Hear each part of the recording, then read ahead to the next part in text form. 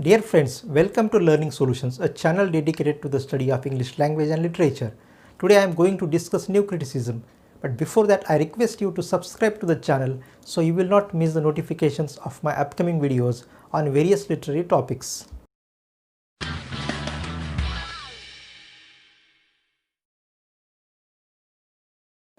Now let's begin our discussion of new criticism. 20th century literary criticism both in England and America offers a bewildering variety of critical theory and practice. New discoveries in psychology, anthropology, sociology, economics, etc. have brought about a revolution in critical methods, with the result that modern criticism is quite different from criticism in the 19th century. Critics like I. A. Richards, T.S. Eliot, F.R. Lewis, William Emerson have provided entirely new interpretations of old writers and presented them in an entirely new light. As the century advanced, especially after the World War II, the most potent single influence was that of the new criticism, also known as the formalistic or ontological criticism. The term was first used by Joel Spingarn in an address at Columbia University on the new criticism.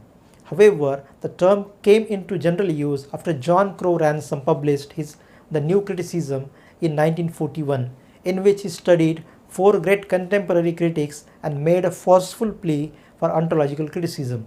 Ransom, as a matter of fact, is the key figure in the movement, and if new criticism has acquired the status of a school, it is largely owing to his able and persistent advocacy.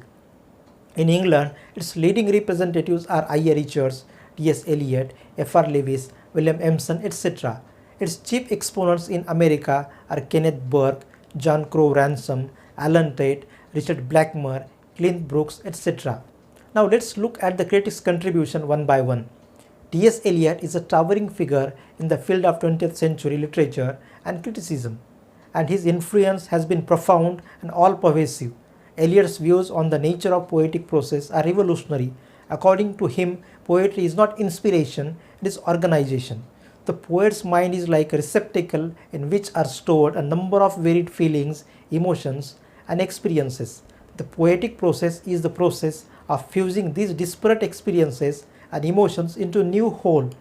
For Eliot, the greatness of a poem is tested not by the pleasure it gives or the moral elevation it leads to, but by the order and unity it imposes on the chaotic experience of the poet. I. A. Richards is one of those critics of the modern age who have exercised considerable influence on both sides of the Atlantic.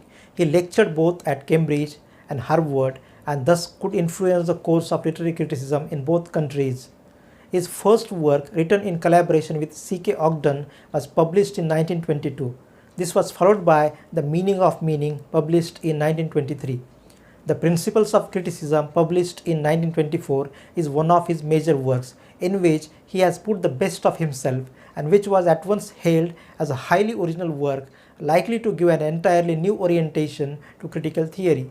This was followed in 1929 by his The Practical Criticism, which shows him as an unrivaled advocate and practitioner of practical criticism. A study of his The Practical Criticism and a study of literary judgment reveals that I. A. Richards is a staunch advocate of a close textual and verbal analysis of a work of art. His approach is pragmatic and empirical. In order to ascertain the responses of fairly cultured readers, he attributed among his Cambridge students printed sheets containing 12 poems and invited their comments. The names of the poets and all other information about them were carefully withheld. The comments of the students were then analyzed, and Professor Richards gave his own comments, suggestions, and interpretations and conclusions, and these are incorporated in the third part of the book. Another figure in this criticism is William Emerson. William Emerson, in his Seven Types of Ambiguity, published in 1930, demonstrated the ways of unraveling the complex meanings of poetic form and language by taking up various poetic devices and symbols and analyzing the seemingly self-contradicting connotational elements. Emerson shows in his approach influences of Sigmund Freud in his concept of condensation and the latter's interest in words. Emerson forms a significant stage in the growth of new critical method of textual analysis. John Crowe Ransom is the most eminent and most influential of the new critics. God Without Thunder, published in 1930, The World's Body, published in 1938, and The New Criticism, published in 1941, are among his most influential works. He is a man widely read in literature and philosophy, and his approach to literary criticism is largely formalistic, with its stress on verbal and textual analysis. In The New Criticism, Ransom points out that the critic must first study the structural properties of a poem and then move on to an appreciation and judgment of its texture. The critic who can analyze structure alone is as much a critic of prose as of poetry. As the poet proceeds, the details are added to the poetic texture which overflow or depart from the original. Metaphor is one such detail. It is a sort of second poem, and so it diffuses the attention of the readers. According to Ransom, metaphor and analogy enlarge the scope, impart ambiguity, and add to the richness of the texture. They are quite valid in poetry, though not always in prose. In prominence as a new critic, Allen Tate stands next to Ransom. His important critical works include Reactionary Essays in Poetry and Ideas, published in 1936, Reason in Madness, and The Forlorn Demon, published in 1953. Allen Tate is opposed to theories which connect literature with history, sociology, or with any other of the sciences, or which would like to use it for propaganda. The critic should concentrate his attention on the poem and see how well it has been done. He is not concerned with the questions like why it has been done as it has been done, or how it should be done, etc. In his view, as to what and how it should have been done is not criticism. The purpose of a poem is not to confirm any theory, for then it would be no poem but propaganda. The notion that poetry has some moral and social ends is not poetic but philosophical. The term tension is constantly recurs in Tate's criticism. In Tension and Poetry, published in 1938, Tate has developed a kinetic explanation of the poem in contrast to Ransom's relatively static structure and texture. To examine the poem as a whole, the result of the union of texture and structure is the duty of a critic.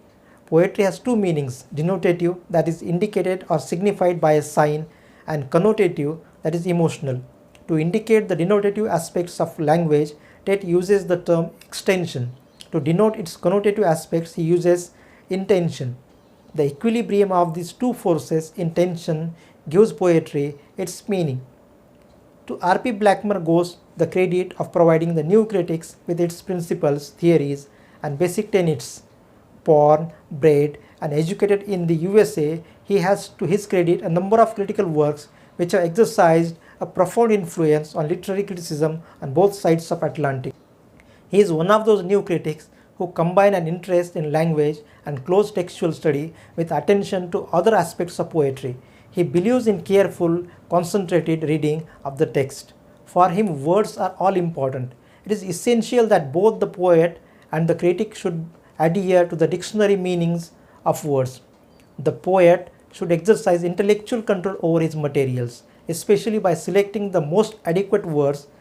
Intellectual control is necessary for a poet for selecting and organizing his material, and it begins with his choice of words, and he warps and twists their meaning to the minimum. No doubt the poet's choice of particular words and his use of them in some particular context modifies the words so selected and used, but this modification must not be taken farther than this. Any further modification nullifies the value of words. Blackmer has a very exalted notion of words and their significance. He again and again stresses the need of a precise use of words. To a reader who knows the precise meaning of words, reading poetry will bring a shock like that of recognition.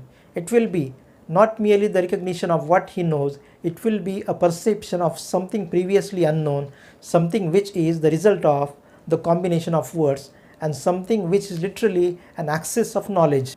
Glenn Brooks is one of the most widely known and influential of the new critics. Since 1935, he has published a number of thought-provoking articles which have excited considerable controversy and have done much to shape the course of literary criticism both in England and America. His work, Understanding Poetry, is a landmark in the history of literary criticism. In it, he has stated in a clear, precise language his views regarding the right approach to poetry, and has also tried to demolish the popular misconceptions regarding the poetry. The poem must first be understood as a literary object before it can be considered from any other point of view. Though paraphrase, biographical study, and inspirational or didactic interpretations may be means to its understanding, they do not singly or together reach the whole poem, nor does the scientific view of objects explain poetry. It aims at precise statement of attitudes, feelings, and interpretations that ordinary viewing of objects at best vaguely suggests. A poem proves itself by its effect, and its effect arises not out of the things used but from the poet's use of them. Verse controls words and entices the reader's imagination by its recurrent rhythms to the willing suspension of disbelief for the time being. The book stimulates more exact reading of poetry. Let's take a look at causes of its rise. Various factors contributed to the rise of new criticism. First, there was widespread dissatisfaction both in England and America with the contemporary literary situation. There were rapid scientific development and significant social change, but literature and literary criticism were stagnant. Victorian prudery and the old-fashioned concerns with moral and social values came to be regarded as obstacles in the way of literary critical development. Writers desired earnestly a positive approach to literary problems. Allied to this desire was the revolt in nearly all critical camps against academic overemphasis upon the background and environment of literature and concentration upon the author instead of the work. Dissatisfaction with the old naturally led to thinking along new lines, and thus were sown the seeds of the new criticism. The basic doctrines and principles of new criticism may be summarized as follows. To the new critics, a poem or work of art is a thing in itself, and the critic must concentrate all attention on it and illustrate it. The function of the critic is to analyze, interpret, and evaluate a work of art. A poem is distinct from the poet and his social milieu. It is a definite entity in itself and must be studied as such. Moral and religious considerations, social, political, and environmental conditions, the details of the poet's biography are all irrelevant and are obstacles in the way of a real understanding of a work of literature. The critic must not allow himself to be hampered and prejudiced by any literary theories also. A poem has both form and content, and both should be closely studied and analyzed before a true understanding of its meaning becomes possible. Words, images, rhythm, meter, etc. constitute the form of poetry and are to be closely studied. A poem is an organic whole, and these different parts are interconnected, and these interconnections, the reaction of the one upon the other and upon the total meaning, is to be closely followed and examined. The study of words, their arrangement, and the way in which they act and react on each other is all important. Words, besides their literal significance, also have emotional, associative, and symbolic significance, and only close application and analysis can bring out their total meaning. Poetry is communication and language is the means of communication. So the new critics seek to understand the full meaning of a poem through a study of poetic language. In short, the new critics concentrate on a close textual study on the study of the form, design, and texture of poetry, the psychological state of the poet at the time of creation, as well as the effect of the poem upon the readers is not allowed to divert attention from the text. So dear friend, this was all about new criticism. Thank you very much.